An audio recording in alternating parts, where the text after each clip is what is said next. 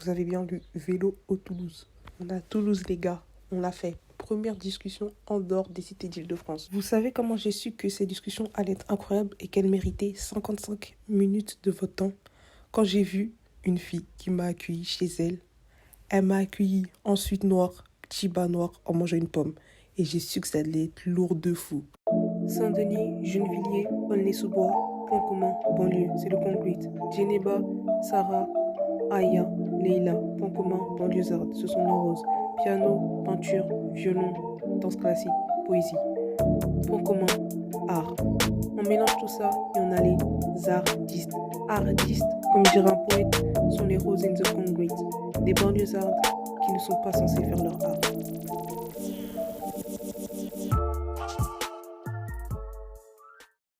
Merci beaucoup de m'accueillir dans ta ville, Toulouse, Merci chez à toi. de venir, hein. Et ça tombe bien que tu es une fleur, parce que j'offre tout le temps une rose. Ah, c'est Parce que je commence toujours par offrir une rose. Merci beaucoup. Et je sais pas si tu sais pourquoi j'offre une rose ou pas, ou je peux t'expliquer en Ouais, fait. je veux bien que tu m'expliques. Ben, en fait, tout ce concept, l'idée, elle vient d'un de mes poèmes préférés, de Tupac Shakur, The Rose That Grew from the Concrete, la rose qui a poussé dans le béton. Et en vrai, quand j'ai lu ce poème de Tupac, où il explique un peu que les roses, elles ne sont pas censées pousser dans le béton, mais il y en a toujours qui poussent dans le béton. Et en fait, il fait cette métaphore par rapport aux jeunes de banlieue, par rapport au contexte des États-Unis, même en France, en vrai, partout, qui malgré tout l'environnement, le béton, elles arrivent à pousser. Et c'est pour ça que moi, je vous appelle les roses en vrai. Parce que je considère que vous êtes des roses. Je considère que vous êtes des artistes, banlieusardes qui font des arts. Et c'est pour ça que je commence tout le temps par offrir une rose. Et voilà. Merci beaucoup, ça me touche de ouf. C'est trop beau. Pas de souci. Donc voilà, aujourd'hui je suis à Toulouse. On commence un peu à glow up, on va dire ça. On sort des cités d'Île-de-France. On va un peu partout. Et comment tu vas? Ça va. Ça va. Alhamdoulilah. En vrai, la discussion est autour de 3 questions. Donc, quel art tu fais? Tu sais qu'en plus, cette question, elle est compliquée parce que si je réponds là dans l'immédiat, je dirais en ce moment, je fais des films, du cinéma. Mais en vrai, je crois que je crée à 40 000 ans. En fait, c'est juste, je crée. Donc, peu importe le médium, je crée. Je fais aussi de la radio, de l'édition, j'écris. J'aime bien toucher la musique. Ça m'est déjà arrivé de tester la poterie. Enfin, ouais, je pense qu'il y a juste un truc de j'ai besoin de créer et peu importe le médium par lequel ça passe et de manière circonstancielle, bah, quand un truc se présente à moi, comme là l'occasion de faire du cinéma, du coup je vais aller à fond dedans, mais en vrai je suis pas. Enfin, l'essentiel c'est de faire quelque chose. De faire quelque chose. Mais c'est vrai que tu dis ça parce que toutes les artistes que j'ai interviewés, enfin avec lesquels j'ai échangé, elles me disent souvent c'est compliqué de répondre quel art je fais. Pourtant en fait, à chaque fois que je les contacte, c'est par rapport à un art précis qu'elles font. Mais au fil de la discussion, on se rend compte qu'elles font plein de choses en fait. Et ça, c'est quelque chose que tu as toujours eu le besoin de créer et tout. Ouais, je pense. Mais c'était un peu une manière de me raconter un monde un peu mieux, d'un côté. Un peu une stratégie de survie, de se raconter un monde plus beau, d'essayer de toucher, de faire des trucs beaux pour un peu embellir un peu tout ce qui était douloureux autour. Et aussi beaucoup, je pense que c'était pour des questions de mémoire, d'oubli, de transmission. Enfin, j'avais besoin de créer pour qu'il y ait quelque chose qui reste, pour qu'on arrête de mourir.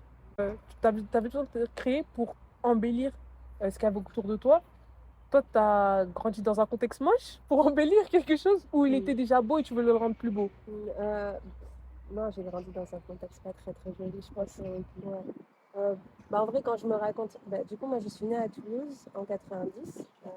Et comme mon père a toujours été tunisien, et en vrai, ma mère habitait avec lui là-bas, je suis juste née ici, je suis repartie jusqu'à mes 6 ans là-bas. Je pense que mon enfance en Tunisie, elle était magnifique, elle était hyper hyper belle. Enfin, je sais pas, c'était un autre mode de vie, c'était une petite ville de montagne.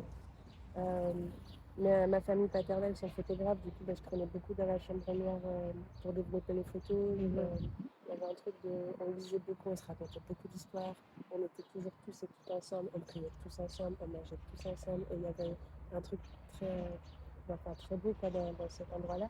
Mais quand je suis arrivée en France, tout était gris. Genre, moi là-bas c'est les montagnes, c'est la terre, c'est poussiéreux, et j'arrive ici et c'est ce que tu as vu, ce que je t'ai décrit, les bars qu'il y avait là-bas, tout était gris. Et ça m'a rendu. Mais tu sais, c'est comme si. T'as vu quand le ciel orageux est gris au-dessus de nos têtes, et commence à nous mettre un peu de maussade. Bah là, imagine que le ciel, il se met partout autour de toi. T'es incubé par du gris. Bah ça avait fait un truc de. Mais du coup, quand les murs ne sont pas beaux, quand on essaye de coller des jolies tableaux dessus. Ben, c'est vrai que ça, je pense que ça a ressenti que en vrai, le public visé et nous-mêmes, en vrai, on peut comprendre que tout est gris. C'est vrai que les bâtiments sont gris, les bétons sont gris. Et c'est vrai qu'en vrai, on a besoin de l'embellir. Je pense que c'est pour ça aussi, peut-être toute la culture du tag, en vrai. Bah ouais, Toute la culture du tag, de l'embellissement, du dessin de rue, on va dire ça. C'est vraiment pour embellir un quotidien qui n'est pas forcément beau. C'est pour ça que je pense que c'est important de. Ben là, hors caméra, hors contexte, on parlait de. Un peu, ben, comme tu m'expliquais, la description des bâtiments. Et je trouve que c'est important les lieux de vie qui rassemblent tout un quartier. Et c'est vrai que ça, c'est dommage. Et dans beaucoup, beaucoup de banlieues, en fait, c'est ce qui se passe. Mais la gentrification elle commence à se faire de ouf. Et il n'y a plus ces. Là, Ça n'existait plus. Bah ouais, de ouf. Bah là, comme je te disais, donc il y avait la place de la mosquée, la petite mosquée qui était au milieu. Bon, déjà, quand il y a une mosquée, ça veut dire que tu sais que tous les vendredis, il va y avoir là, le monde. Et tous les vendredis après, tout le monde est réuni. Et tout le monde vient de partout pour se retrouver là. Qui a été détruit, du coup, c'est un nouveau bâtiment qui est construit à la place. Et il y avait la place principale, la place des commerces. Donc, comme je te disais, avec taxiphone, boucher, la pharmacie, le casino, enfin tous les trucs comme ça. Tous les commerces un peu autour et au milieu de la place. Et du coup, ça fait que tu as les terrasses de café où les gens sont assis. Toi, au milieu, tu peux aller juste taper un foot avec ton frère ou ton pote ou quoi et quoi. Les darons qui passent pour faire les courses. Et du coup, c'était hyper vivant. Et il y avait le marché aussi. Maintenant, le marché est tout petit là sur la nouvelle place. Et franchement, j'y suis allée 2 fois. C'est mon avoir. Non, mais c'est vrai, mais du coup, il n'y a pas de. Même là, tu vois, comme je te disais, en vrai, un city, c'est aussi un lieu de retrouvailles. De ouf. Ah bah là, on n'a plus de city, par exemple. En fait, tous les. C'est ça, tout. J'ai l'impression que tous les endroits qui pourraient nous permettre d'être en vie dehors ensemble, ils partent les uns après les autres. Et du coup, c'est soit se retrouver dans des apparts. Avec mon frère, on traînait pas mal dans le local à vélo ou dans le cave. Du coup, on se posait là, tu vois. Et, oui, ça, c'est triste. Ouais, c'est vrai, c'est triste. C'est triste parce que c'était aussi un moyen de tous se rassembler en vrai. Bah oui, de faire confronter nos visions, nos idées, nos rêves. Et c'est pour ça que genre, je trouve que à un moment, on a perdu en vrai, cette volonté de nous rassembler, de dire ce qu'on avait à dire, de discuter. Mais j'ai l'impression aussi qu'il y a de plus en plus d'initiatives pour essayer de retrouver cette communion. Est-ce que tu es d'accord avec ça ou pas?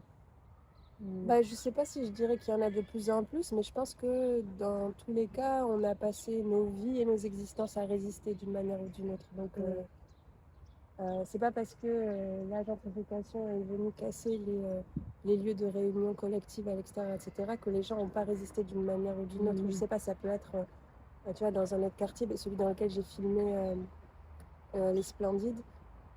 L'été, les grands qui amènent la piscine en bas du bloc pour les petits et tous les petits qui se retrouvent là, ou alors quand tu improvises un barbecue, mon frère, le nombre de fois avec ses potes, ils font passer la rallonge par la fenêtre, ils se posent la télé dehors avec la chicha et ils se posent tous ensemble. Tu vois, en fait, il y a plein d'endroits de résistance et plein de gens qui ont résisté à ce truc de si, en fait, on va quand même continuer de se voir dehors, de traîner dehors. Un banc, ça suffit, tu vois, juste un banc, ça suffit. Un banc, ça suffit. Du coup, je sais pas si je dirais si c'est de plus en plus, mais je pense plus que je dirais, en vrai, ça s'arrêtera jamais. Enfin, tant qu'on est là, c'est impossible qu'il n'y ait pas d'endroit où on est tous ensemble. Ben, on va faire une petite transition. Tu as parlé justement de, en vrai, pourquoi je suis venue te voir, même si je pense qu'on a tellement de choses à raconter, pardon, que juste ça. Ben moi, je t'ai découverte, je vais pas faire lancer, je t'ai découverte il y a 2 semaines, parce que j'aime bien me balader sur le Insta des gens, en vrai, de voir ce qu'ils font, le partage. Et je tombe, bon là, j'étais tombée sur sa page Insta il y a un moment. On est là, podcast. Et en bulle, elle avait justement mis ton reportage, laisse-moi dire, tiens, moi j'ai vu le nom. Je vois la miniature YouTube, je me dis, ah, pas mal. Et j'aime bien ce que ce média, on peut appeler ça comme ça, elles font. Donc je me suis dit, je vais aller voir. Et je suis allée voir est-ce qu'on dit documentaire, court-métrage? Ouais, les deux, tu peux dire. On peut dire les deux. Je suis allée voir le court-métrage.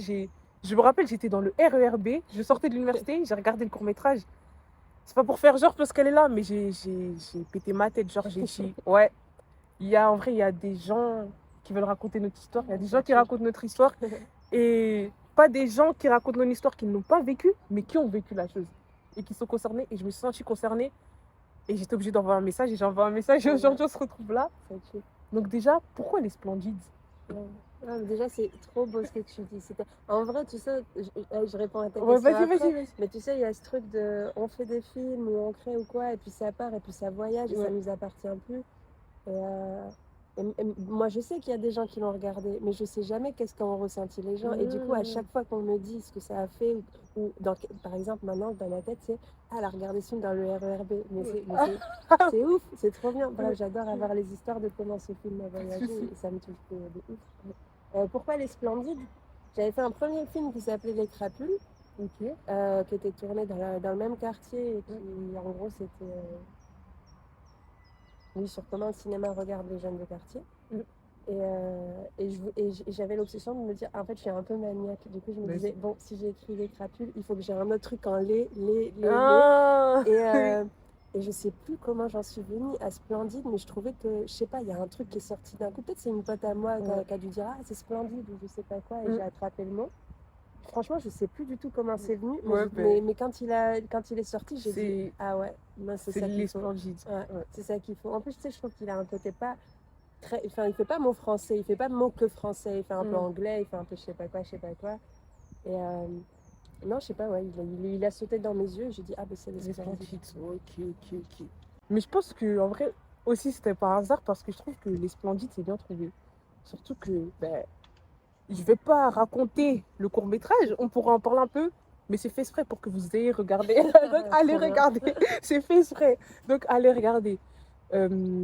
Surtout que, si j'ai bien compris, c'était toi la vainqueur de le titre, le prix du jury. Voilà. Ouais, le Grand Prix du jury. Le Grand Prix du jury. Ouais, Déjà, félicitations pour ça. Merci beaucoup. Grand Prix du jury, hein. On a dit, on le répond.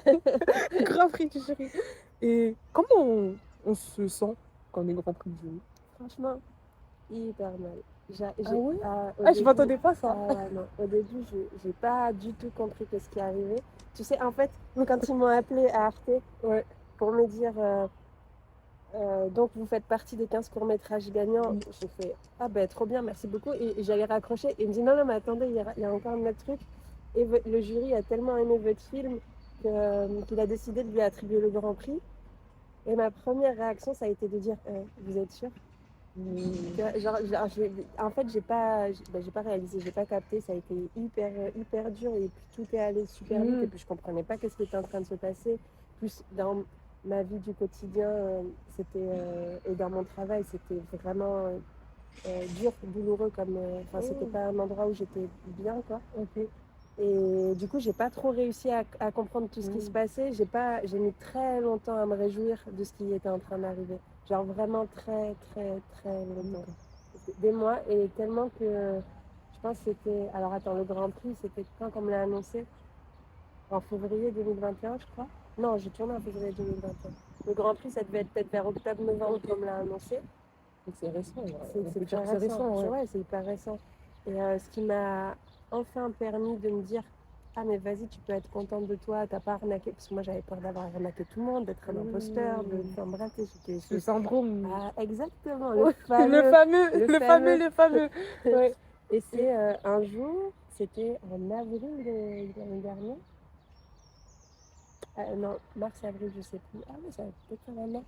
Alice Diop, qui faisait partie du jury, m'a invitée à présenter le film parce qu'elle faisait en fait 4 jours. Il y avait 4 jours au centre, à Beaubourg, là, au centre Pompidou, à Paris, où elle faisait un événement et elle invitait des cinéastes à montrer des films, à discuter autour de nos cinémas et tout.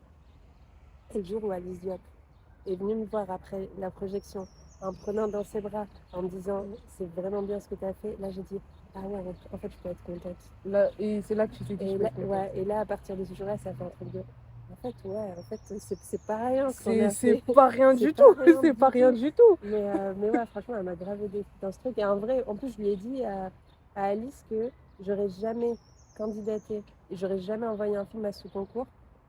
En fait, le fait de avoir vu qu'elle faisait partie du jury, ça m'a donné la force d'envoyer. J'aurais jamais envoyé si j'avais pas vu qu'il y avait une personne qui était capable de comprendre c'était quoi venir de quartier. Du coup, en vrai, Alice. Alice. Oh, waouh. En fait, là, j'ai tellement envie de revenir sur tellement de choses parce que c'est fort ce que tu dis. Je vais carrément même voir si ça fume bien. Parce que, waouh. Vous voyez, c'est pour ça, faut pas préparer ces questions parce que vous voyez, là, déjà, waouh. Déjà, t'as dit un truc, on se sent mal. J'avoue, je m'attendais pas à ça. Je sais qu'il y a, on peut dire célébrité, je sais pas si tu te considères comme une célébrité. Tu te considères comme une Pas célébrité, trop, mais mais peut-être que oui. peut-être Je sais pas. qu'il y a des célébrités qui ont du mal avec la montée du succès, surtout l'arrivée du succès. Et j'ai déjà, tu vois, quand on regarde, moi je suis une grande consommatrice d'interviews rap. Je suis une grande consommatrice d'interviews rap et ce qui revient souvent, c'est l'arrivée du succès, c'est très difficile. Donc ça ne m'étonnerait pas si tu me dis oui, c'était compliqué, mais se sentir mal, j'avoue, je ne m'attendais pas à ça. Et se sentir mal parce que tu avais peur d'être une arnaque. Se sentir mal, comme j'ai dit, se sentir mal, je ne m'attendais pas à ça. Mais quand tu as dit se sentir mal d'être une arnaque, j'ai compris. Cette fois, j'ai compris parce que je trouve que ça, c'est un truc qu'on a en commun qui est malheureux en banlieue, c'est le sentiment de légitimité. Le sentiment de légitimité. Et ouais, quand tu as dit ça, en fait, j'ai compris ce que tu voulais dire. Il n'y avait même plus besoin de ça. J'ai compris direct. J'ai compris direct. Et le sentiment de légitimité, donc, est-ce que toi, tu t'es tout le temps, ben, du coup, non, mais ton ressenti, est-ce que tu t'es tout le temps senti légitime par rapport à ce que tu faisais? Je parle dans l'art. Ouais. Pas du tout. Pas du tout. Pas du tout. Tu vois, il y a des fois. La ligne de fond, c'est quand même pas du tout. Et tu sais, c'est comme. T'as vu, c'est comme si on était en montée, en train de pédaler, et qu'on avait le vent qui venait en face. Et en fait, il faut pas s'arrêter de pédaler. Il faut pas s'arrêter, pas s'arrêter, pas s'arrêter, pas s'arrêter. Et du coup, c'est un truc de. Bah, c'est une lutte un peu de tous les jours, de tout le temps, etc. Je pense il y a deux endroits où j'arrive à trouver de la force en moi, sans parler aussi de la force collective, en fait, il faut beaucoup, beaucoup, beaucoup. C'est le premier, je pense que le fait, du coup, d'habiter dans mon cas. En fait, tu vois, toute une période, ça a fait un truc un peu bizarre de. Par exemple, quand j'ai eu le Grand Prix, aller à Paris, aller dans les locaux d'Arte, recevoir un Grand Prix, passer quelques jours à Paris, et du coup, tu sais, c'est Paris, t'es quelqu'un d'autre et tout. Et puis quand je revenais en train le soir, et que le soleil se couchait, en fait, je traversais les grues et mes bâtiments et j'allais chez moi. Et là, d'un coup, je me ressentais bien, genre bien en place, à ma place, à l'endroit qu'il fallait. Et je pense que le fait de faire le choix de... J'ai pas envie de bouger de chez moi. J'ai tout le temps dit, même dans le cinéma et tout, moi, ça m'intéresse pas d'aller à Paris pour faire des films parce que je vais raconter quoi sur Paris? Je connais pas Paris, c'est pas chez moi. J'en sais rien, tu vois. Et le fait de rester ancré en fait, dans ce qu'il y a de plus misérable de mon histoire, ça fait un truc t'es obligé d'être humble avec ce qui t'arrive. Et du coup, le fait de faire des allers-retours, en fait, tu sais, ça me fait redescendre sur terre à chaque fois. De revenir ici, ça refait un truc de... Et du coup, même si à l'extérieur, je me sens pas légitime, etc., en fait, d'habiter ici, là, je suis bien avec moi-même parce que là, je sais que je suis alignée comme il faut. Et du coup, ça, en vrai, le fait d'être ancré quelque part et d'être ancré à un endroit qui est... Enfin, tu sais, c'est pas juste t'es ancré en surface, c'est pas juste t'as déménagé quelque part et tu t'installes. Je veux dire, ma grand-mère, ma mère, toute mon histoire en France, elle est sur ces terres-là, tu vois, elle n'est pas ailleurs. Et ça, déjà, ça fait quelque chose. Et l'autre truc, il faut qu'il me revienne maintenant. Ah oui, l'autre truc, c'est que des fois, je vais avoir beaucoup de... la femme à perdre, on y va, tu vois. Genre, par exemple, la manière dont on a fait les Splendides, je venais d'avoir fait un premier film qui avait plutôt bien marché ici à Toulouse, tu vois. C'était mon tout premier. Et il y a Arte qui lance ce concours. Il y a plein de personnes qui m'envoient le message en me disant mais t'as pas envie de tenter et tout. Et moi j'étais là, juste pour raconter, tu vois, genre avec concours Arte, je vais tenter quoi? Non merci, tu vois. Réveillez-vous, concentrez-vous. Et là, un message, deux messages, une dizaine de messages. À un moment donné, t'as une personne qui dit un truc, tu remets en question, deux, trois, tu batailles un peu. Mais quand il y a 10 personnes qui n'ont rien à voir les unes avec les autres, qui te disent vas-y, fais, je me suis dit, bon, en vrai, peu importe ce qui arrive, au moins il y a la force de ces personnes qui m'ont envoyé un message pour me dire tente un truc. Et là, vraiment, mais le sentiment de légitimité, on l'a mis dans la poche et on a dit, en fait, on va faire les trucs comme on sait le faire d'habitude, c'est-à-dire rien qu'avec la débrouille, rien qu'avec nos réseaux personnels, rien qu'avec nos moyens, c'est-à-dire on n'a rien, on fait quand même quelque chose de beau avec. Et en fait, on s'est retrouvé à faire ce film sans un rond. Bon, il y avait l'asso dans laquelle je travaillais qui nous lâchait le matériel, etc. Mais ils ont été très méchants avec nous aussi pendant et après le tournage et tout. Ça, c'est un grand sujet aussi, les assos de quartier et les gens de quartier. On pourra y revenir, vraiment. Et du coup, ma pote qui est dans le film, elle trouve une voiture, enfin, je sais pas, une autre. Je vais voir les petites du centre de loisirs à côté, je leur dis préparer une chorégraphie pour le film, j'appelle mon pote graffeur. Ah, tu veux pas taguer les splendides sur ce bâtiment? Et en fait, vraiment que des talents. T'as vu tous les talents qu'il y a autour quand tu les agrèges? Et en fait, on a fait vraiment un film en se disant, mais on s'en bat les reins, on fait notre film et ça sera un beau souvenir. Et peu importe où il va, même tellement quand j'en parlais du film, quand je disais, moi je veux faire un film. Qui soit comme qui soit un documentaire, mais ça m'intéresse pas de faire un documentaire intello qui va. Mais t'as vu, genre, il parle de gens, mais les gens ils vont pas avoir envie de le regarder, les gens dont il parle, ça sert à rien. Oh. ça c'est waouh. Ça, c'est ce que tu viens de dire, c'est incroyable. Ils vont filmer des trucs, mais ça donne pas envie aux gens de regarder parce que les premiers concernés, du coup, ça sert à rien du tout. Et du coup, je me suis dit, moi, c'est quoi que je regarde le plus avec mes potes et tout, ce que j'aime le plus? Moi, c'est les clips de rap, ce qui me nourrit le plus. Et dans mon cinéma, et dans ma vie du quotidien et tout, en vrai, c'est les clips de rap. Et du coup, je disais, je veux faire un documentaire, mais qui prenne les codes du clip de rap. Du coup, dedans, faut de la musique, faut du rap, faut des tags, faut qu'ils soient montés vraiment comme un clip, et la voix des personnes, ça fait comme la musique tout le long du truc. Et voilà, comme regarder en mode genre, c'est bizarre ton idée, ça va pas, etc. Et moi, j'étais convaincue que c'était ça qu'il fallait faire. Et bref, et du coup, à force de débrouiller, etc., on a fait le film. Et en fait, je crois que ce qui fait que ça a marché, c'est qu'on s'attendait à rien d'autre que à se réjouir ensemble d'un truc qu'on faisait ensemble, tu vois. Et vraiment, avec ce truc moi, là où je suis plus forte, tu mets des conditions de travail halal.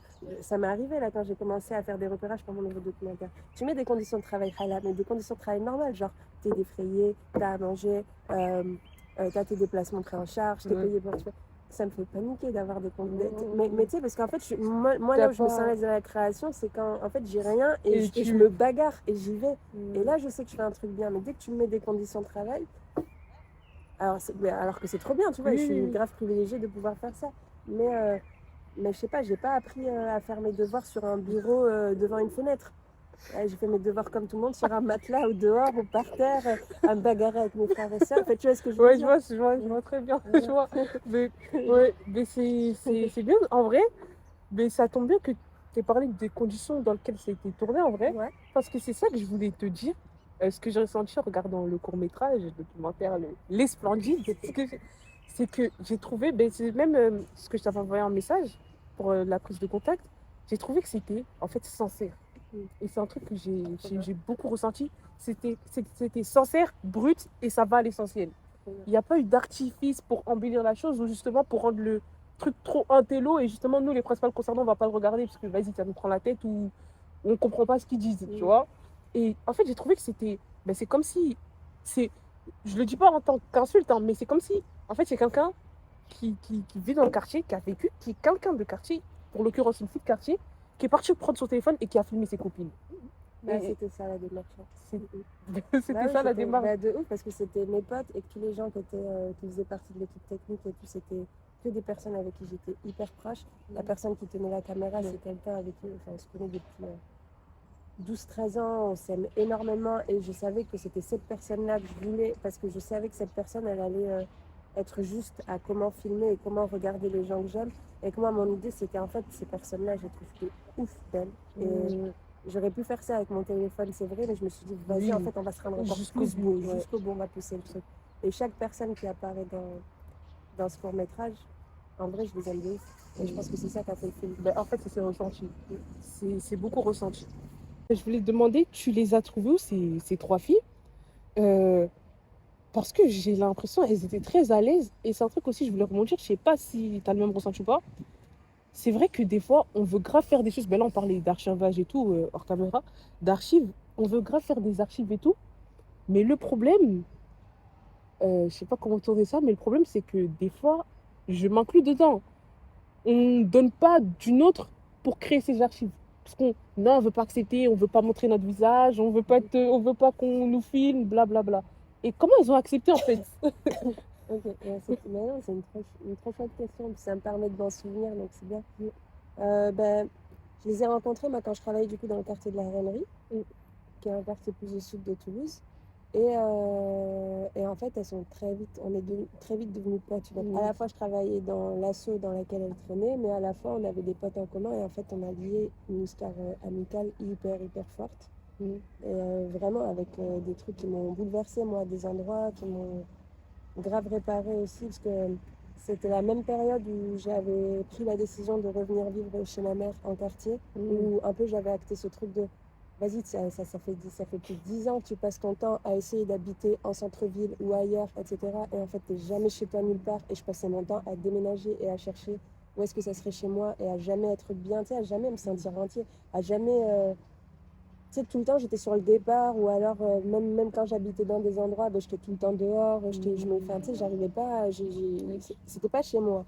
Et du coup, j'avais pris la décision de revenir chez ma mère et de revenir à Ampalo pour habiter ici, en me disant, j'ai envie de revenir, déjà pour être ancrée quelque part, et pour apprendre à mieux partir. Parce que moi, je suis partie à 17 ans un peu vite, quoi, pour faire des études en centre-ville et tout. En vrai, ça a été enfin, passer d'une vie de Hesse à la fac de droit, c'est vraiment. Oh, t'as fait une fac de droit. Oui, ça va. Vas-y, que je te laisse sauter, mais on va revenir sur le parcours. Vas-y. Et du coup, il y avait tout ce truc, je pense, de réparation aussi à l'intérieur de moi, de qui je suis, d'où je viens, de plus avoir honte de venir de quartier, de plus avoir honte de mon histoire, de plus avoir honte de ma famille, de plus avoir honte de moi, et tu sais, de vouloir en être fière. Et du coup, j'avais besoin de revenir pour reconnecter avec tout l'amour qu'il y avait à cet endroit. Parce que, un peu quand même, je sais pas, est-ce que le système passe son temps à nous apprendre, c'est que nos parents ils nous aiment pas, que nos frères nous aiment pas, que nous on s'aime pas entre nous, qu'on ne sait pas parler autrement qu'en étant méchant, violent, insultant, etc. Et moi j'avais trop besoin, c'était un désert d'amour dans ma vie, mais tu sais, d'amour profond. En fait, non, c'est pas vrai, je suis aimée à l'endroit d'où je viens et j'aime l'endroit d'où je viens et j'avais trop besoin de reconnecter avec ça. Donc je reviens ici et en parallèle, je commence à travailler là-bas et là je rencontre. Sonia, Fatima et plein d'autres personnes. Ikram, Asman aussi qui sont dans le film et tout, des plus petites. Et je sais pas, ça m'a fait un truc de. Tu sais, c'était moi. Et ça faisait longtemps que je n'avais pas rencontré d'autres moi. Et où, du coup, t'as vu tout à l'heure en off, on disait ce truc de tu parles sans réfléchir, tu parles comme tu parles. Ah ben en fait, ça m'a fait trop de bien de parler sans réfléchir 40 000 fois, d'avoir le droit de bégayer, de lâcher des gros mots, de lâcher des wesh, de pas trouver mes mots, de parler moitié arabe, moitié français, parce que des fois je trouve pas les mots en français. Enfin, tu vois, un peu tous ces trucs-là. Et ça m'a. Enfin bref, c'était vraiment de très très belles amitiés, très très belles rencontres qui m'ont bouleversée de ouf. Et quand j'ai voulu faire le film, en fait, c'était évident que ça pouvait pas ne pas être elle. C'était impossible que c'était pas elle. Il fallait que ce soit elle, et parce que j'avais envie, je sais pas, d'avoir un objet qui dure dans le temps, donc un film qui parle de c'est quoi, comment on s'aime, sans se le dire. Parce qu'en vrai, on se le dit pas trop, on se le dit pas. Mais par contre, je pense que ça sent comment on s'aime. Ça sent, et dans la générosité qu'elles ont à me donner et à s'exposer comme ça et à faire ce film avec moi. Voilà. Et dans comment moi j'avais envie de leur dire en faisant un film, mais enfin, c'était hors de question pour moi que ce soit pas un beau film. Il fallait que ce soit un film qui pète sa mère parce que c'était leur film. Tu vois, il fallait qu'il aille au-delà. Et du coup, il y avait Sonia et Fatimé. Donc Sonia, c'est celle qui a le bob dans le bob. Ouais, J'ai beaucoup aimé son personnage, vraiment. Elle est incroyable.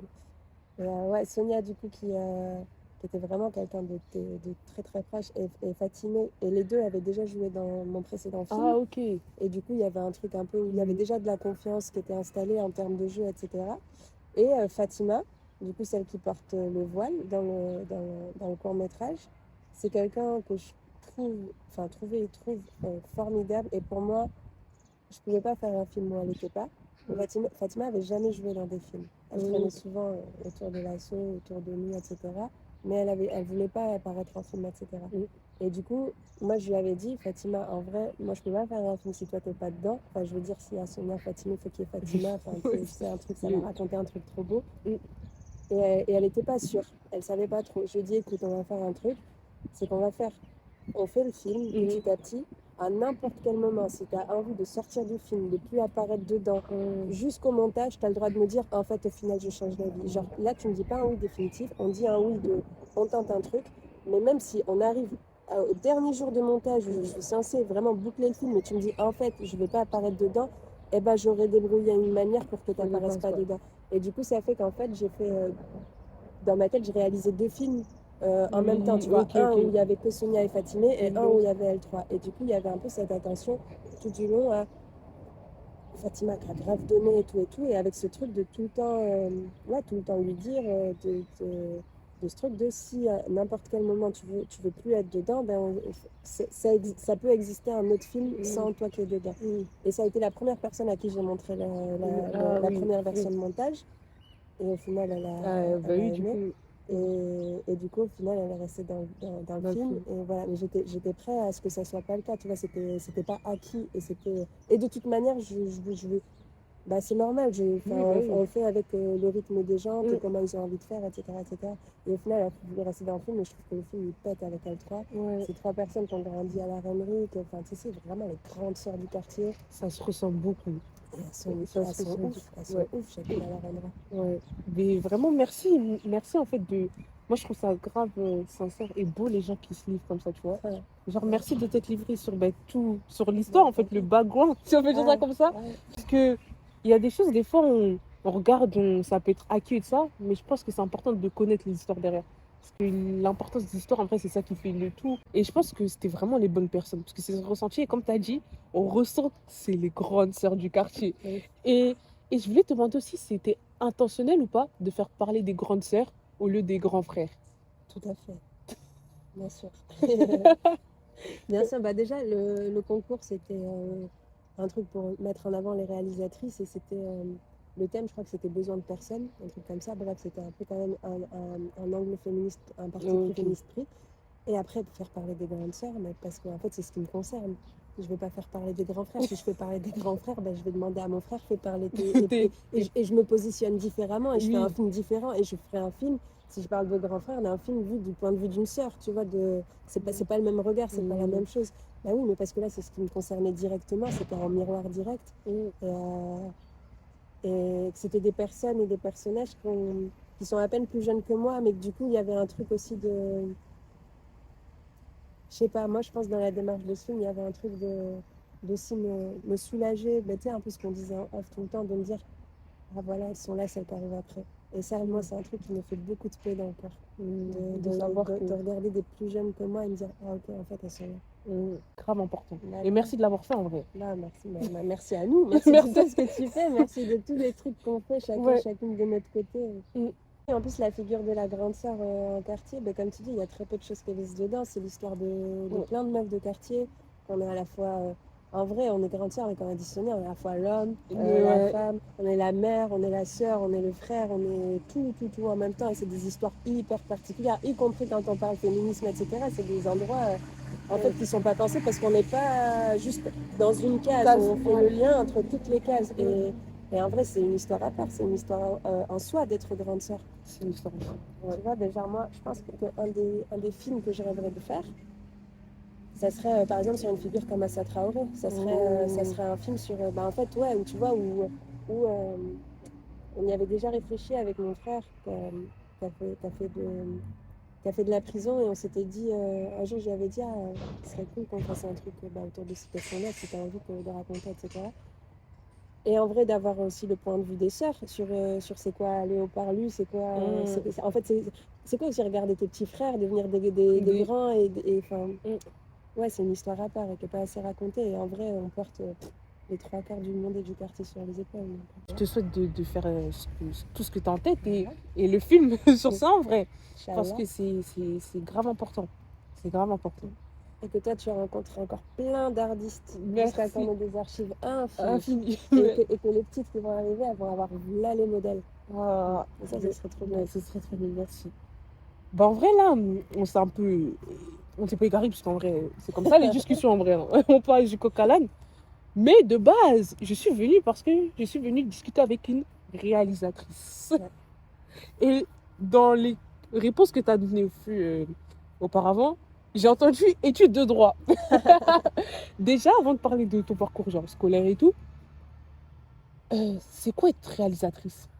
Ah ben tu sais, c'est une question, je sais toujours pas répondre à cette question. Une technique, on dit, c'est metteuse en scène, écrire des films, mais pas que. En vrai, c'est toujours très difficile. Moi, je pense que comment je me raconte le truc, c'est de incarner dans de la matière, donc que ce soit de l'image, du son ou quoi,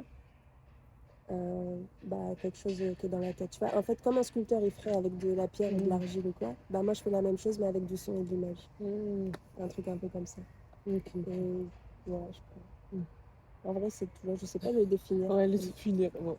Ouais. Mais en tout cas, comment on en arrive à vouloir être réalisatrice? Là, c'est même plus vouloir parce que tu l'es. Du coup, comment on en arrive à être réalisatrice? Ça a commencé par pas forcément vouloir l'être. Ok. Du coup, comme ça, je te fais le parcours. Vas-y. À la base, donc, j'ai fait des études de droit et de sciences politiques. Il y avait un grand rêve dans ma famille. Je suis l'aînée de ma famille. Je suis l'aînée de 7 frères et sœurs. Et je suis la première petite fille aussi pour mes grands-parents qui sont en France, etc. Ma famille s'est arrivée dans les années 80. Du coup, j'ai juste une partie de la famille de ma mère qui est en France. Et donc, qui dit aîné de la fratrie dit faut être la meilleure à l'école, faut avoir les meilleures notes, c'est toi qui vas un peu sortir tout le monde, il faut que tu sois le modèle en permanence pour tes frères et sœurs. Bref, tout le monde rêvait de me voir avocate, y compris mon père. Mon père qui était à l'ailleurs, qui était un militant des droits de l'homme en Tunisie. Et du coup, il y a un peu un truc aussi où j'ai beaucoup grandi dans l'arrière-cour des révolutions tunisiennes, un peu l'esprit très communiste, très anarchiste, très libertaire et tout. Et bref, il y avait un peu cette idée que j'allais devenir... Mais genre, j'ai une photo de moi à 11 ans que mon père a prise où je porte une robe d'avocat. La ligne droite, c'était que j'allais devenir avocate. Défendre les opprimés, blablabla, tout ça, de grands espoirs. Et du coup, j'ai fait des études de droit, des études de Sciences Po à l'université. J'ai fait un premier master ici à la fac. J'ai fait toute ma scolarité au début ici à la fac de droit de Toulouse. Et puis, à la fin du premier master, je ne me sentais pas encore de partir en thèse ou quoi. Du coup, j'ai dit, vas-y, je vais faire un deuxième master. Et j'avais été acceptée dans 2 facs. La première, c'était la Sorbonne à Paris. La deuxième, c'était Lyon 3, à Lyon. Et la Sorbonne à Paris, c'était le rêve de ma mère. Elle rêvait que sa fille ait un diplôme qui sort de la Sorbonne. Ouais. Et quand j'ai été acceptée à la Sorbonne, je me suis dit, vas-y, Paris, c'est trop cher. En vrai, déjà ici, j'ai travaillé à côté de mes études et tout, mais au moins, j'étais dans ma ville. Du coup, j'arrive à gérer le truc. Mais là, j'étais en mode, Paris, c'est trop cher. J'ai pas envie de repasser encore une année à galérer dans la Hesse. Tant pis, je peux pas aller vivre à Paris, donc tant pis la Sorbonne. Du coup, je dis non à la Sorbonne, à mon grand regret, tu vois. Et je pense que ma mère, elle était un peu triste parce qu'il y avait un truc de... c'était matériellement pas possible d'y aller. Donc, tu sais, c'est comme, tout est ouvert. Genre, on t'a dit, oui, tu peux y aller, tu as les capacités, tu peux le faire, c'est le rêve de tout le monde, etc. Mais en fait, la Hesse, elle t'a dit, non, tu vas ailleurs. Et du coup, je vais à Lyon. Et Lyon, je connaissais pas cette ville et je connaissais pas cette fac ni rien du tout. Bon, j'ai très vite déchanté puisque j'ai fait un deuxième master du coup et après j'ai été prise en thèse et j'ai commencé à faire ma première année de thèse. Et en fait, il s'est passé plein de choses hyper violentes et qui me rappelaient aussi ce truc de je suis une meuf de quartier, je suis pauvre, du coup j'ai pas le droit au même truc que je suis arabe, j'ai pas le droit au même truc que les autres. Bref, ça a été hyper violent la thèse et du coup j'ai arrêté d'un coup. Je suis rentrée à Toulouse. Et c'est comme ça que se sont finis, vraiment très tristement et très dans la douleur, etc. Et avec ma mère qui, je pense que ça a été la première claque, tu sais, de ma mère à penser comme plein de darons, tu vois, et plein de daronnes, ce truc de si tu travailles assez, ça va forcément marcher. Et en fait, ma mère, elle était là, il y avait moi, du coup, j'avais eu beau faire tout ce que je voulais, en fait, l'université, ça passait pas, genre j'avais major de promo, tout ce que tu veux. Mais en fait, socialement, ça passe pas. Du coup, arrêter la thèse d'un coup. En parallèle, mon frère, pareil, qui avait été, je crois, major de promo de son BTS dans la région, qui s'appelle Mohamed, à une barbe, il se retrouvait avec avoir des tables de merde, à être rejeté partout. Et en fait, l'année où moi je reviens à Toulouse, mon frère part en prison. Enfin, tu vois, il y avait un truc un peu d'enchaînement pour ma mère de se dire, ah ouais, mes enfants, en fait, ils ont fait comme ils ont pu. Et en fait, mais ça a pas marché. Et vraiment, tu sais, d'avoir vraiment l'enchaînement de la fratrie Et du coup, je pense chez elle, ça l'a beaucoup fait bouger. Bref, j'ai beaucoup digressé, mais par exemple, il y a des trucs ça m'a touchée. Par exemple, la dernière fois, j'ai une petite soeur qui a 10 ans. Et la dernière fois, ma mère et mon beau-père parlaient, parce que ma petite soeur, bref, ça se passait pas bien à l'école, je sais pas quoi. La maîtresse, elle se plaint beaucoup d'elle parce qu'elle n'est pas concentrée, je sais pas quoi. Et ma mère, elle a sorti une phrase, elle a dit... mais en fait, si elle n'a pas envie d'étudier, Amélie, on la connaît, c'est ma petite soeur. Amélie, en fait, elle dessine. Si elle a envie de passer son cours à dessiner, elle dessine, c'est une artiste, c'est comme ça. Ma mère, 10 ans en arrière, jamais de la vie, on aurait pris une tata, une hagra, tu vas en ligne droite dire pardon, que tu dis ton cours, tu l'apprends par cœur. Et là, elle était en mode, en fait, si ce qui lui parle, c'est de dessiner, et ben on la laisse dessiner. Et du coup, c'est là où je me suis dit, ah ouais, ma mère aussi, elle a bougé, parce que je pense que les parents nous font grandir, et nous, on les fait grandir aussi, on grandit ensemble, les uns les autres. Bref, et du coup, voilà, mon parcours, c'était ça. Et après, quand je reviens à Toulouse, bah là, je suis un peu dépitée, parce que quand même, depuis toute ma vie, je pense que je vais faire ma thèse, être avocate. Et là, je me dis, bah, en fait, je vais faire quoi de ma vie, j'en sais rien. Pendant un temps, je travaille, je fais des... Enfin, ma mère, mes parents sont femmes. Mon beau-père et ma mère sont femmes de ménage. Et du coup, je travaille avec eux pendant un temps. Donc, là, je fais pas mal de femmes de ménage, etc. pour avoir un peu d'argent. Enfin, voilà, tu vois, en attendant de savoir ce que je vais faire. Et même, je ne savais pas du tout ce que j'allais faire. Et ma mère était aussi dans une démarche de, mais viens, tu travailles avec nous, parce qu'ils ont une entreprise de nettoyage. Elle m'a dit, tu travailles avec nous. Comme ça, il n'y a pas de patron au-dessus de ta tête. Tes patrons, c'est tes parents. Il n'y a plus personne qui te dit quoi faire, etc. Tu sais, j'avais senti qu'avec les moyens qu'elle pouvait, elle essayait de me sortir de tout ce qui s'était passé et de m'offrir une meilleure perspective. Et je trouvais ça trop touchant à son endroit. Tu vois, genre, viens, au moins, t'es avec nous, tu vois. Et voilà, donc j'ai fait ça beaucoup. Et puis là, à ce moment-là, j'ai beaucoup rencontré les milieux militants à Toulouse, milieu féministe, milieu queer, TPG, LGBT et tout, milieu antiraciste, etc. J'ai un peu capté qu'en fait, je rentrais un peu dans toutes les cases et que du coup, j'avais forcément ma place nulle part parce que quand tu rentres partout, bah, t'es soit tout le temps à moitié, soit nulle part complètement bienvenue. Genre, si j'allais dans les trucs queer, LGBT, ben, c'était bien, mais en même temps, c'était quand même hyper raciste. Si j'allais dans les trucs antiracistes, c'était bien, mais en même temps, il y avait quand même une partie de mon identité qui n'existait pas. Bref, j'ai passé mon temps à vagabonder comme ça. J'ai grave fait ma formation politique de ouf. Et de là, j'ai appris à faire de la radio parce que j'avais une bande de potes, on faisait des ateliers antiracistes ensemble. Et on avait eu l'idée de faire une émission de radio en se disant on va faire une émission de radio où on va faire des portraits de personnes qui sont comme nous, issues de la colonisation, issues de l'immigration. On fait une émission de radio que entre personnes non blanches. Ça a été ma première expérience, genre vraiment antiraciste, en mode on s'organise entre nous, etc. Et ça m'a fait tellement de bien. Et du coup, on a fait de la radio ensemble. De là, je commençais à apprendre le montage via la radio, etc. Et voilà, petit à petit, je me forme de ouf, tu sais, je me mets à enregistrer ma mère quand elle parle, ma grand-mère, les bruits du quartier. Tout le monde, tout le monde. Je me mets à monter les trucs, du coup, tu sais, à gagner en compétences, le montage et tout. De là, il y avait des potes qui avaient monté un média de quartier dans les quartiers nord, mais qui avaient vocation à vraiment voyager dans tous les quartiers de Toulouse, un peu sur le modèle du Bondi Blog. Oui, voilà, un peu ce modèle-là. Un média de quartier qui s'appelle Chouftoleza, et j'avais un pote à moi qui était dedans, avec qui on était au comité Vérité et Justice contre les violences policières. Et il m'a appelé un jour, il m'a dit vas-y, on est en train de faire le média de quartier, en fait, on aimerait bien développer le podcast aussi dedans, ça te dit pas, toi tu ramènes cette compétence-là. Du coup, je suis trop chaud, grave, tu sais, former les gens à prendre le son, monter le son, et puis moi-même faire des trucs. De là, à l'intérieur de ce média, je rencontre une autre personne qui était qui commençait, non pas directrice, qui commençait à être présidente d'une asso qui accompagnait les gens de quartier qui avaient envie de faire du cinéma et qui ne venaient pas de ce milieu-là à faire du cinéma. Et un jour, elle vient me voir, elle fait ça te dirait pas de faire un film? Et j'étais là, mais non, mais n'importe quoi, je vais jamais faire un film de ma vie, moi, que je dirais. Tu sais, non. Et en fait, elle m'a parlé, et on parlait, et après, c'est devenu vraiment une trop bonne amie. Et en fait, un jour, elle m'a dit, viens, on fait une formation de réalisation, viens faire un film. En plus, toi, ça te forme et tout. Et après, Inch'Allah, on t'embauche, tu vois, pour tes compétences en son et tout, et tout. Et en fait, ça s'est fait comme ça. Du coup, j'ai fait mon premier film, Les Crapules, comme ça. Et vraiment, Les Crapules, je l'ai fait en juillet 2020. Et Les Splendides, je l'ai fait en février 2021. Donc, tu vois, le laps de temps. Wow.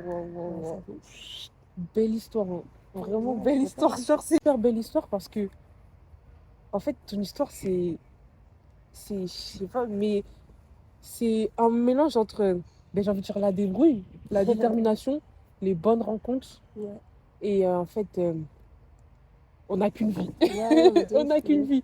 Parce que tu vois, c'est genre de passer de là, études de droit et tout ça, ça marche pas. Bon, on peut être dépité, vas-y, on se laisse aller. Mais en fait, non, tu fais des choses quand même autour. Tu t'as dit que tu t'as fait beaucoup de formations. Et en fait, c'est ce truc d'autodidacte que moi je kiffe en vrai. Mais vraiment, l'histoire elle est ouf. De base, il y avait la deuxième question sur laquelle on tourne c'est par qui?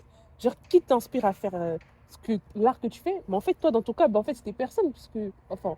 Je pense quand même mon rapport à l'image, il y a beaucoup le fait d'avoir grandi dans les chambres noires pour développer les photos, le fait d'avoir une famille photographe et tout ça quand même, je pense que ça joue beaucoup sur mon rapport à l'image.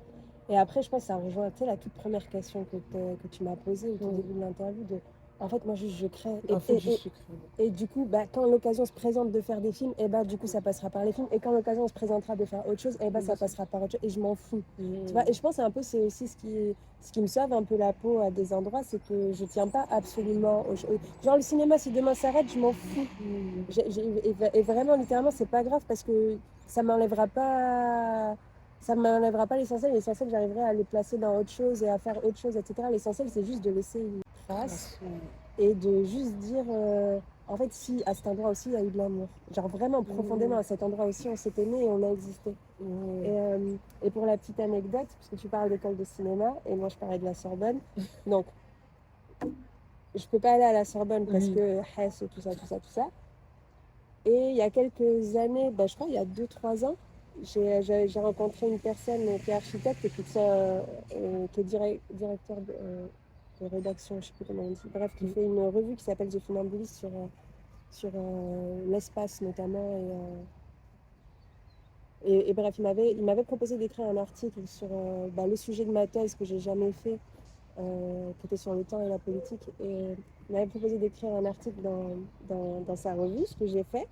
Et quelques temps après la publication de l'article, il y a une personne qui m'écrit sur Insta et qui me dit qu'il intervient à la Sorbonne et si je serais OK pour qu'il fasse étudier mon article à ses élèves. Du coup, je me suis dit, OK, je ne suis pas rentrée par un endroit, mais je suis arrivée par un autre. Et là, pareil, sur l'école de cinéma, du coup, ici, il y a une école de cinéma publique qui s'appelle l'ENSAV. En vrai, j'y ai beaucoup traîné parce qu'elle était juste à côté de la fac de droit et que tous mes potes étaient à l'école de cinéma. Donc, en vrai, j'ai aidé pour les tournages, je les accompagnais en tournage, j'ai appris. Tu sais, j'étais à la marge de l'école de ciné. Jusqu'à qu'il y ait un des profs un jour qui me dise mais toi, t'as pas envie de passer le concours pour rentrer à l'école? Et je me souviens, j'ai répondu non, moi, je vais faire du cinéma, mais je passerai pas par une école pour le faire. Et là, il s'avère que vendredi, donc demain, mon film est projeté dans l'école de cinéma. Et c'est incroyable. Ouais. Vraiment, c'est un. Vraiment. C'est tout. Mais ouais. En fait, waouh, je suis submergée carrément parce que, en fait, ça résume tellement. Genre, je trouve qu'une mentale qu'on doit avoir, être autodidacte de ouf. Et si tu passes pas par la porte ou si la porte est fermée, tu prends la fenêtre, tu prends tout. Mais en fait, quoi qu'il arrive, bon, on va laisser notre trace. Quoi qu'il arrive, on va laisser notre trace. Il y a grave un truc aussi dans ma tête, je pense, c'est un peu ma ligne directrice de vas-y, avant, vous m'invitiez pas à vos soirées, à vos endroits, j'étais pas la bienvenue ni dans vos écoles, ni dans ci, ça. Bah maintenant, c'est moi, je décide de pas y aller, tu vois. Genre, il y a un peu un truc comme ça. Non, maintenant, c'est moi, je décide, je reste ici. C'est moi, je décide, je reste dans mon quartier. C'est moi, je décide, je reste avec mes gens. C'est moi qui décide, les films que je fais. Et là, en vrai, actuellement, c'est vraiment une très grosse question que je traverse de me dire est-ce que je vais continuer de faire du cinéma dans l'industrie du cinéma ou pas? Est-ce que je veux le faire par d'autres moyens, d'autres endroits? Bah, en vrai, ce qui me correspond plus, c'est-à-dire la débrouille, me débrouiller seule. Est-ce que j'ai vraiment envie d'en faire un travail ou pas? Bon, c'est une grande question qu'on me traverse. Mais parce que je pense qu'il y a vraiment ce truc de.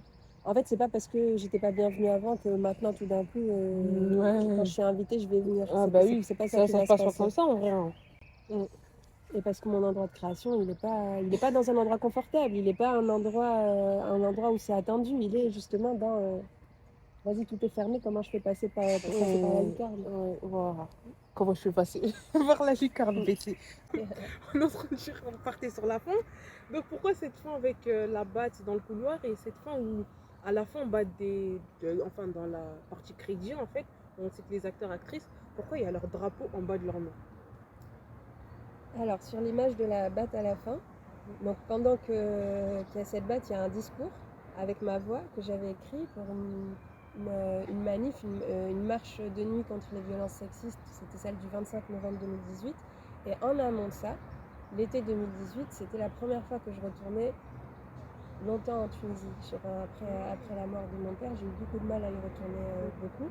Et du coup, j'étais allée cette année-là, 1 mois et demi, je crois, et j'avais notamment passé, je crois, une semaine, un truc comme ça, à Tunis, dans un festival féministe à Tunis. J'étais avec une pote, et en fait, ça m'a retourné le cerveau. Et je me souviens qu'à l'hôtel une nuit, tu sais, il y a cette célèbre phrase qui dit « Nous sommes les descendantes des sorcières que vous n'avez pas brûlées ». Et à l'hôtel une nuit, avec la pote avec qui j'étais, je lui dis « Attends, je suis en train de calculer un truc. Et si on disait un truc comme « Nous sommes les descendantes de colonisés que vous n'avez pas tués ». Et genre, une manière de se réapproprier aussi et de reprendre notre place dans le féminisme et tout. Et du coup, de là, j'avais cette phrase dans la tête, j'avais branché un pote que j'ai rencontré à Tunis, je lui avais dit, viens à la marche de nuit le 25 novembre, on fait une banderole, on pose ce slogan-là, on porte, on prend la tête de la marche, en fait c'est bon, on en a marre de pas exister, de pas être vu, nanana. Et avec d'autres camarades, on décide d'écrire un discours et tout, on va dire à cette marche, c'était un moment franchement hyper fort parce qu'on était très peu. Et à la fin, en fait, tu sais, c'était, je pense, à Toulouse, la première fois qu'un truc comme ça existait, où genre vraiment on prenait notre place, on prenait la place et on avait décidé de plus se taire.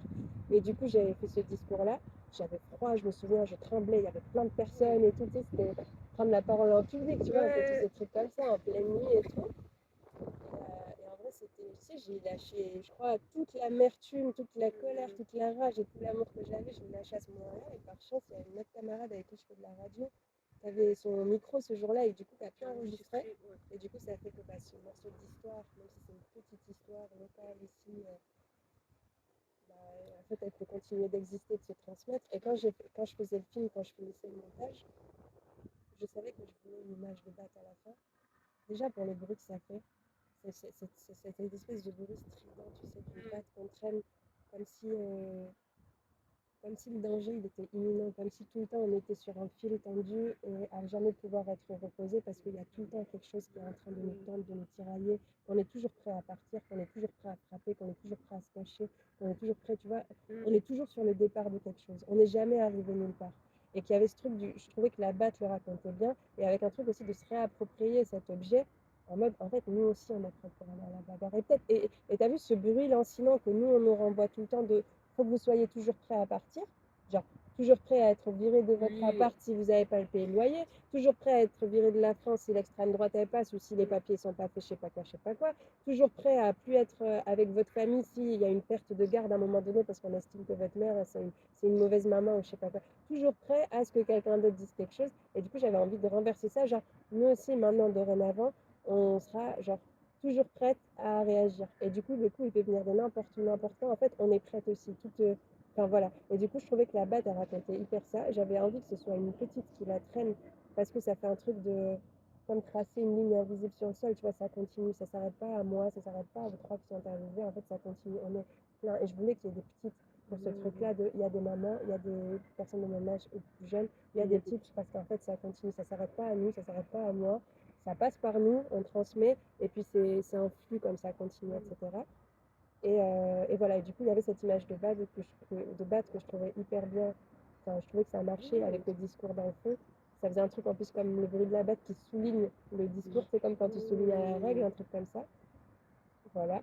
Et sur les drapeaux, en fait, c'était un peu la même réflexion. J'étais là en mode, on a fait un tournage où on est 80% de meufs. 95% de meufs, il y avait très peu de gars. Et moi, c'était un choix que je faisais parce qu'en fait, on sait faire aussi des films, on sait aussi être à la technique. Et voilà, et que je tenais à ce truc de, en fait, il y a des meufs à l'écran, il y a aussi des meufs derrière l'écran. Et tu sais, des fois, les gens ils me demandent, mais ça s'est passé comment pour toi? Mais en fait, ça s'est passé tranquille. On était posés en bas d'un bâtiment et on avait géré notre truc et on a fait notre truc et c'était super. Il y avait des gens qui passaient et tout, c'était trop bien.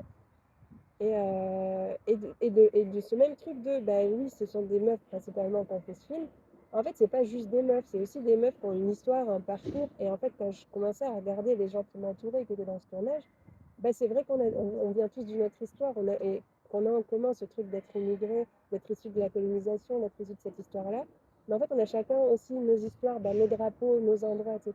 Et je sais pas, j'avais envie de le poser comme en fait, c'est ça. Enfin, genre, un endroit, vous me dites la diversité, mais en même temps, il faut que je sois toujours en diversité derrière un bleu, blanc, rouge. Mais en fait, c'est ça, elle est là, notre diversité, tu vois, et que voilà, et que moi, j'étais fière de voir tous ces drapeaux différents. C'est-à-dire autant d'histoires différentes qui ont fait ce film. Enfin, voilà, du coup, c'était un peu ça la démarche.